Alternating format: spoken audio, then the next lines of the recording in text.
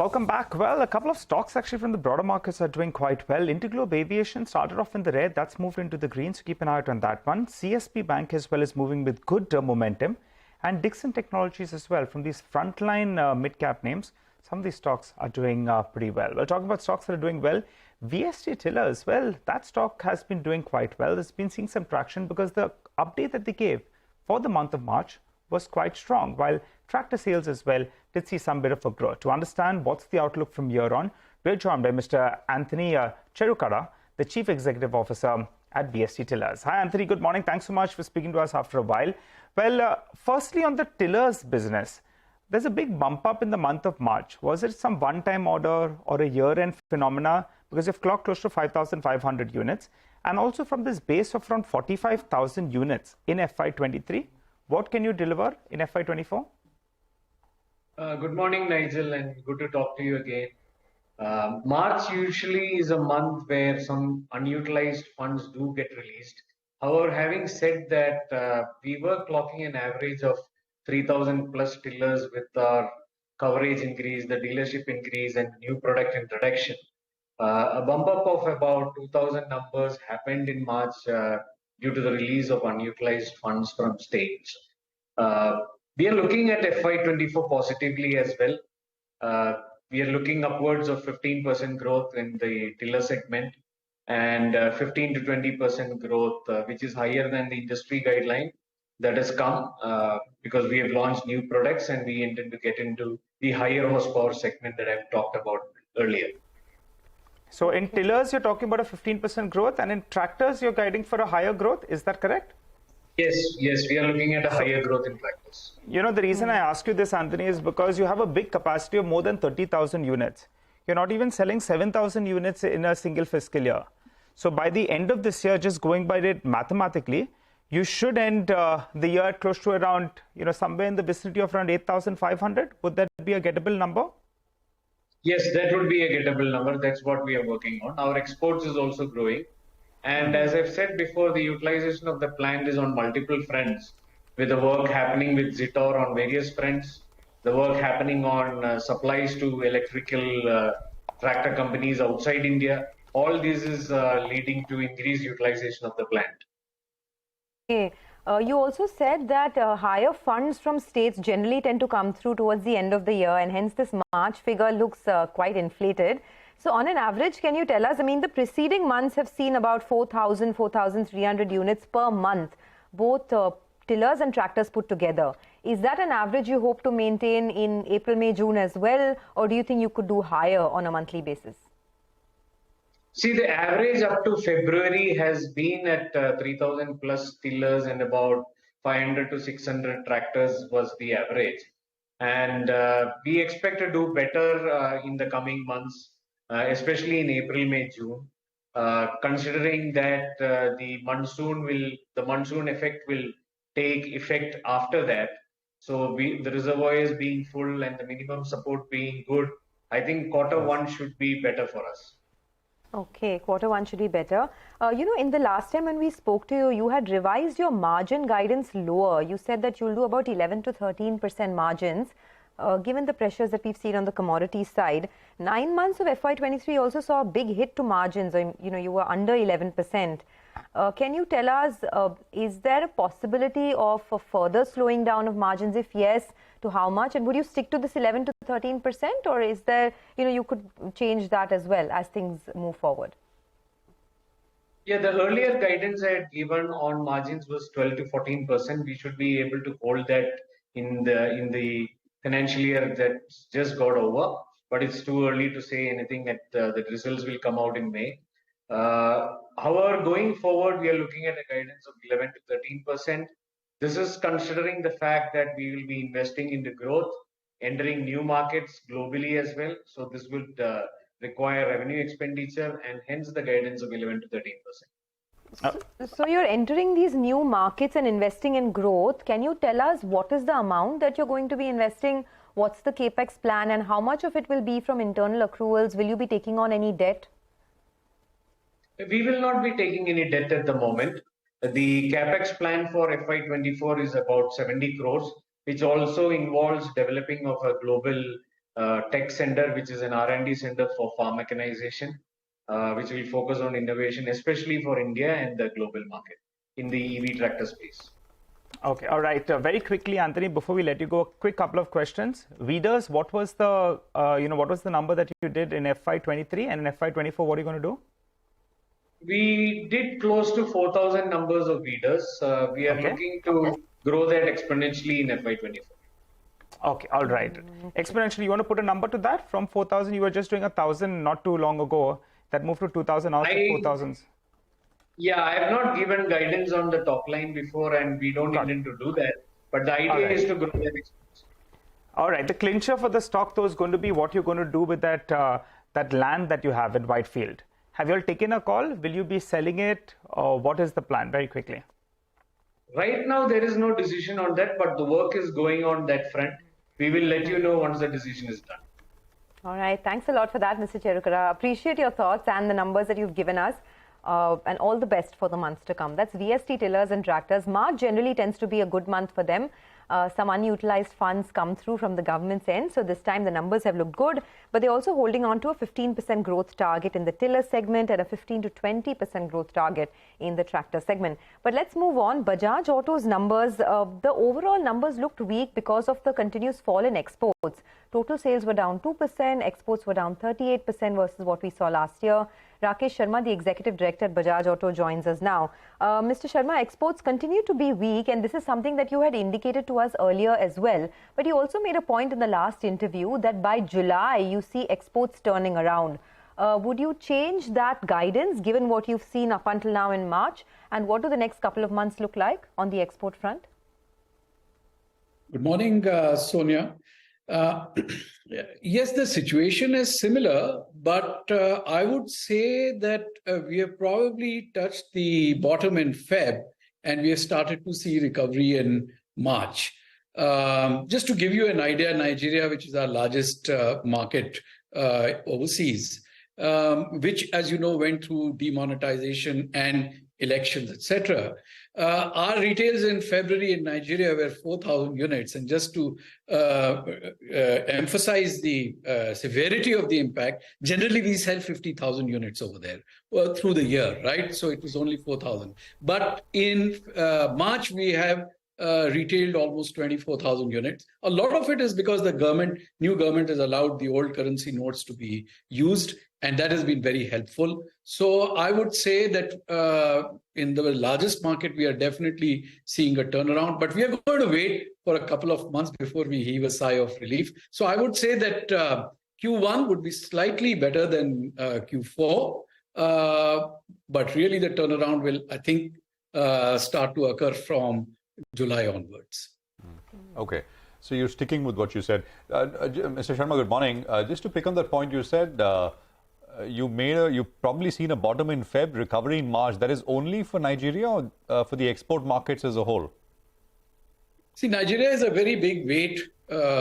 So any recovery in Nigeria influences the overall numbers. But yes, most of the markets are showing some kind of an uptick. In Nigeria, we've seen a very strong uptick. In the other markets, it is still gentle. And that's why I said we would still keep observing the next couple of months, particularly about the forex availability. The issue is less with demand and more with the availability of US dollars for international trading. And that is being driven by the cautious sort of stance by the central banks in most of these countries. And we have to see whether that will get relaxed in April, May, June. And that will then have an impact, I think, Q2 onwards.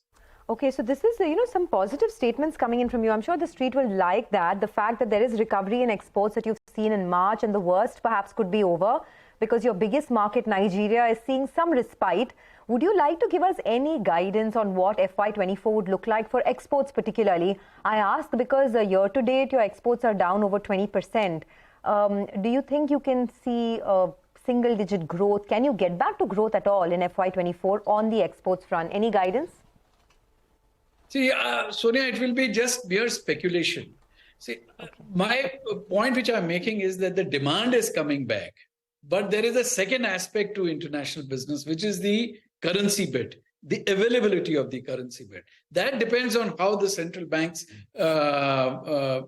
manage the situation in their respective countries going forward. Now, till the time we don't have a very clear shift from that side, it would be nothing sort of speculation to say that, we'll be growing by X or Y number. All right. Hi, Mr. Sharma. Good morning. On the electric vehicles part of business, we have been discussing this in the last few interviews as well. You've been gradually scaling up. I think capacity has gone to around 10,000 units per month. Could you tell us what kind of a run rate are you looking at from here on? The e-Chaitak volumes as well, if you could give us a sense. Well, we had an outstanding month in March. We had a major shift to it may not be getting reflected in the numbers which you are seeing because those are largely dispatches to dealers. But in terms of sales plus retail sales plus bookings which we have received, there has been almost a threefold increase between February and March. In March, we, as I said, that based on the work which had been done in the supply chain, restructuring of the vendors, sourcing, different cost architecture, it has allowed us to introduce a new premium product, which we are going to actually place in the market this month, and also reduce our prices for our existing base product. And that has had an outstanding response, and we are going to build on it. So definitely we see numbers at 10,000 levels or upwards as the year progresses. Which part of the year? For second quarter onwards, first quarter onwards, 10,000 units per month? Well, it is difficult to nail it exactly to which month this is going to occur. I wish we could be as precise as that. But it will be a ramp up. I think we were doing 3,500 units. It has moved to 7,500. Will move to 10. So over the next, in the short term, I would say in the next 3 to 6 months, that is the kind of ramp up which will be there. This is largely based on the Chetak EV that is now a month old in the market, Mr. Sharma. No, Chetak is 3 years. It was the first electric scooter in the market. Yeah. Okay, you were launching the last we spoke. The new Chetak Premium. The new Chetak, yes. There is a premium version which is going to sort of set a very elegant and a stylistic benchmark in the industry. That has been launched, but it will be physically available with dealers for customers in this month. Mr. Sharma, overall, you had mentioned last time we chatted that domestic demand is still very soft and the post-COVID pent-up revenge buying is tapering off. At least that's the indication that we got from Rajiv Bajaj as well when we spoke to him the last time around. Just trying to understand that could domestic demand weaken further? I mean, your wholesale numbers this time are quite good, 17% year-on-year growth. But on the retail side, are you seeing a slowdown and could it weaken further given that there's so many headwinds? I mean, there's the weakness in the monsoons, the FAME subsidies could be taken off for electric vehicles, etc. And of course, ownership cost has gone up in general. Do you see further weakening of demand? Are you talking electric specifically or are you saying general industry? General industry, I mean, electric, of course, a very small portion, but I'm talking largely about the industry as a whole. No, the industry is, in the last 2-3 months, picking up very, very smartly. We are seeing double-digit growth in terms of at the retail level. But it is correct that 3-4 months back, this was marginally negative to marginally positive zone. But now we are witnessing double-digit growth. And within that, we are seeing, in the top half of the segment, which is the sporty commuter segment, we are seeing, 15 to 18% growth. And in the entry commuter segment, it is just 2 or 3%. So the average of the industry is definitely coming to a nice 11-12% growth. Now, whether this continues, possible, but we do feel that this run should continue and we will certainly witness 7 to 8% growth in retail terms in the industry going forward based on what we have seen in February and March. And it is being sort of driven completely by the top half of the pyramid. So it's looking promising for the domestic motorcycle industry. So this 7 to 8% growth, this 7 to 8% growth that you're forecasting for the domestic industry, is that for FY24? I would say let's take it, 6 months, 3 to 6 months buckets. I can't say for the whole year, but certainly we have entered the positive zone of growth and good growth in the motorcycle industry. All right. Very quickly, Mr. Sharma, before we let you go, when do we see Bajaj Triumph, the first motorcycle, getting launched? Besides from the analyst fraternity, on a personal front as well, I would like to know that. Could you give us some timelines?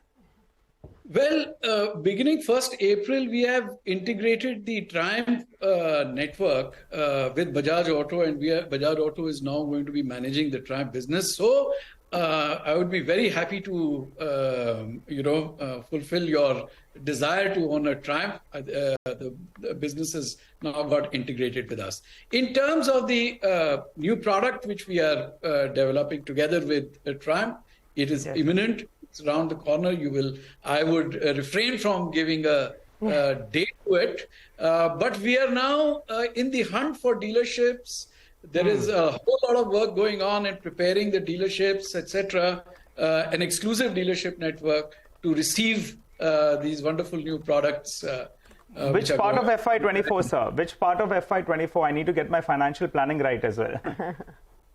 I would say you better get your financial planning right in a hurry. Okay. All the best, Mr. Sharma. We keenly awaited this particular bike, the Triumph new launch that's coming through.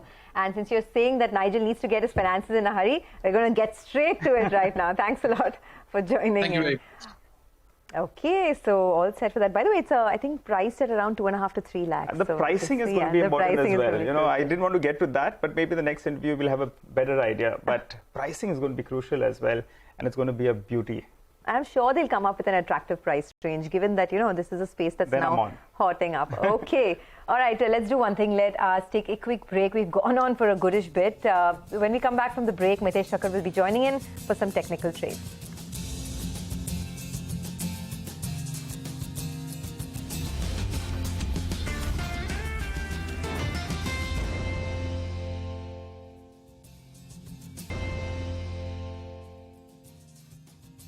Okay, welcome back. 87 points. Now, this is looking like a very nice trending kind of a day. Very smooth slope. No jerky movement, at least not so far.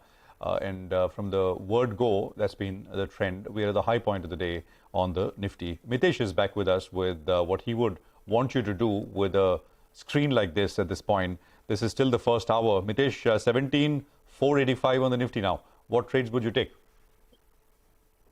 So, Prashant, not on the index because, now we are closer to the 200 average and the gap area. So maybe some profit booking might happen over here. But if you have longs, I think just trail the stop loss to today's low, which is 17,402 and maintain them. On the stock side, I think, Chola Finance is something which has caught my attention, caught my eye. That's a buy with a stop at 779 and look for targets of roughly around 810 to about 820 over there. And the other one is Info Edge or Naukri. That's a buy with a stop below 3650 for targets of 3820. Okay, 17,500 is a 200-day and 17,529 is the 50-day above that. So we're very close to some of these levels now, and there could be some profit booking, as Mitesh points out. Mitesh, thanks very much for that. Commodities in focus. Manisha is here with the one big commodity she has her eyes on. Manisha, hi, morning.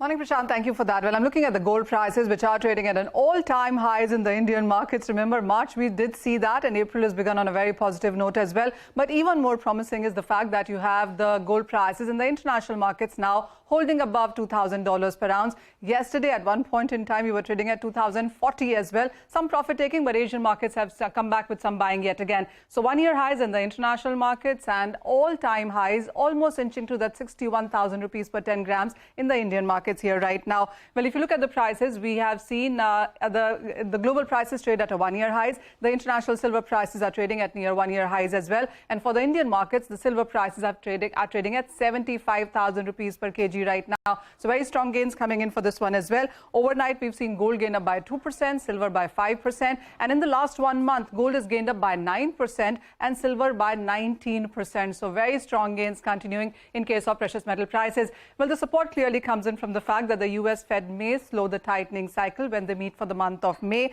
The markets do believe that the weak economic data could do that. The US ISM survey has shown the manufacturing activity slow for a 5th straight month in the US there. The dollar index is trading at a 2-month lows. And then you have investors seeing a probability of 57% that there would not be a rate hike in the month of May. And almost everybody seems to be buying gold right now. Take a look at what the hedge funds have done. They clearly are ditching the bearish bets and creating longs here.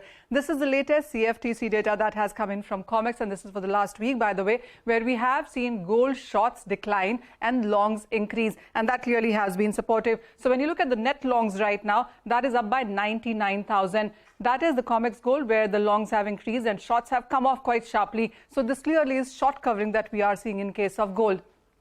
A similar picture should come in for silver as well, where we have seen $3.5 billion worth of money inflow in gold in the previous week alone. So clearly there is a lot of money coming out of various other asset classes and coming in for the precious metals. This is the silver chart for previous week. The longs have gone up, shorts down. So the net longs right now stand at 10,000 contracts there. Very bullish positions coming in. And it is not just the money managers. You also have central banks, ETFs and retail buying as well. So the central bank gold buying in the first quarter of this year is the highest that you've seen since 2010. Remember, last year you saw central bank buying the highest in 55 years. This year as well, the first quarter has been very, very strong. As I said, the best quarterly buying in 10 years. And this is what the central banks have done. 74 tons of buying in Jan, 52 tons in Feb, and the March position also is expected to be positive.